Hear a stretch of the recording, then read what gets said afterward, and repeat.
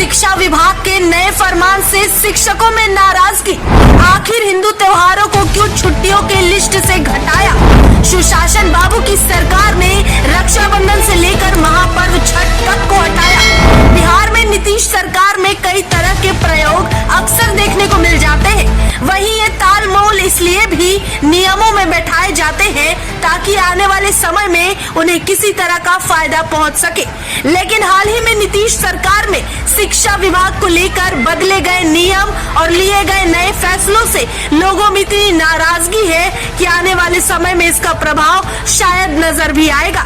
दरअसल आज जहां पूरा देश रक्षाबंधन का त्योहार मना रहा है, जहां विदेश में बैठे लोग भी हमारे भारतीय संस्कृति से प्रेरित होकर इसे अपना रहे हैं, वहीं बिहार में आज के दिन कई ऐसे भाई हैं जिनकी कलाई राखी के बिना सूनी रह गई और बहनें इंतजार में बैठी रह गई। और ये सारा किया धरा किसी और का नहीं बल्कि बिहार के सुशासन बाबू यानी नीतीश कुमार और उनके शिक्षा विभाग के मंत्री के पाठक जी का है।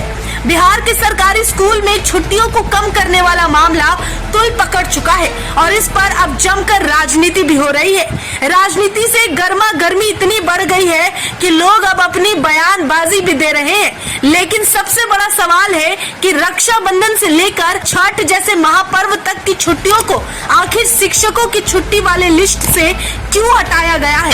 जानकारी के लिए आपको बताते चले कि सितंबर से दिसंबर महीने के बीच सरकारी यानी कि राज्य सरकार के स्कूलों में कुल 23 छुट्टियां घोषित होती थी, लेकिन अब नया आदेश आ गया है जिसमें यह घटाकर 11 कर दिया गया है।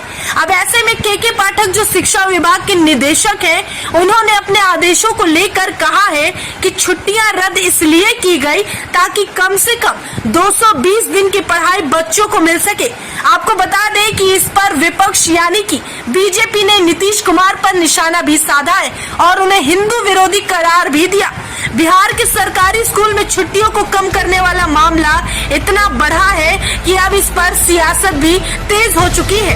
वहीं आपको बताते चले कि इसका विरोध करते हुए और हिंदू विरोधी बताते हुए इस मामले पर सुशील मोदी ने कहा है कि केवल छुट्टियां नहीं काटी गई बल्कि जन्माष्टमी, रक्षाबंधन, कार्तिक पूर्णिमा जैसे महापर्व की छुट्टी को समाप्त किया गया है और ऐसा करने के पीछे का एक खास मकसद नजर आ रहा है। वहीं आपको बता दें कि बीजेपी के नेता ने कहा कि बिहार के अंदर दशहरा, दिवाली, छठ महापर्व है और ये महापर्व में गिने जाते हैं, लेकिन इनकी 9 की छुट्टियों को घटाकर 6 कर दिया गया है।